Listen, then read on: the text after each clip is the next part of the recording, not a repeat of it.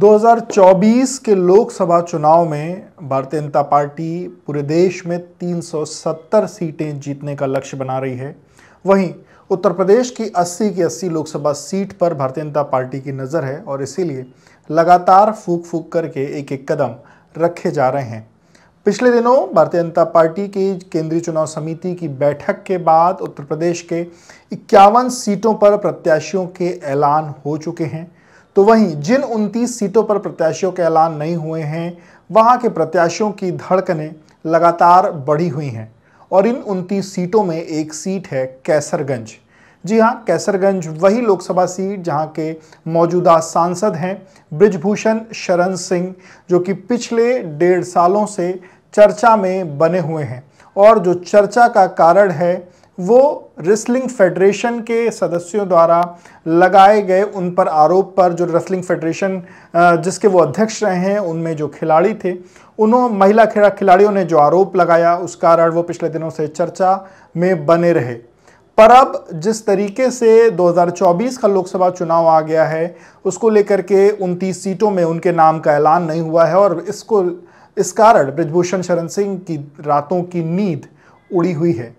सूत्रों की माने तो बृजभूषण शरण सिंह की जगह भारतीय जनता पार्टी उनकी पत्नी केतकी देवी सिंह या उनके बेटे प्रतीक भूषण को इस सीट से चुनाव लड़ाना चाहती है।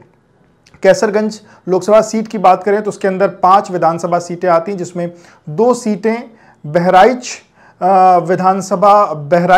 जिले से आती हैं, तो वहीं 3 सीटें गोंडा जिले के अंतर्गत की जो 3 सीटें वो आती हैं।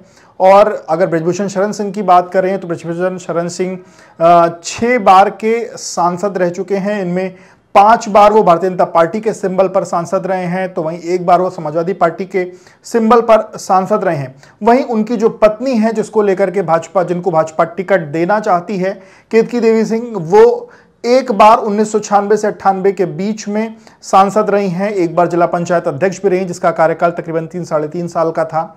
भाजपा के सूत्रों की माने तो जिस तरीके से महिला खिलाड़ियों ने जो आरोप लगाया था, उसके बाद इस बार एक मैसेज देने की कोशिश में लगी हुई भारतीय जनता पार्टी ये मैसेज देना चाहती है कि वो इस तरीके के किसी भी आरोपों के व्यक्ति को टिकट नहीं देना चाहती। हालांकि जब ये चीज़ें चल रही थी, जिस दौरान ये चीज़ें चल रही थी, उस दौरान बृजभूषण शरण सिंह के साथ किसी भी तरीके की कार्रवाई पार्टी के अंदर नहीं हुई। पर अभी जब पिछले दिनों रेसलिंग फेडरेशन का चुनाव हुआ, तो इस दौरान उनके खासम खास संजय सिंह ने चुनाव जीता भी। और इस चुनाव जीतने के बाद जिस तरीके से बृजभूषण शरण सिंह का बयान आया कि दबदबा था, दबदबा है और रहेगा, उस बात से कहीं ना कहीं जो बीजेपी का आला कमान है वो खासा नाराज दिख रहा था। और अब चूंकि जो 2024 में एक एक सीट भारतीय जनता पार्टी के लिए मायने रखती है, नरेंद्र मोदी के लिए मायने रखती है, और इस कारण फिलहाल इस सीट पर प्रत्याशी के चयन में भारतीय जनता पार्टी को समय लग रहा है।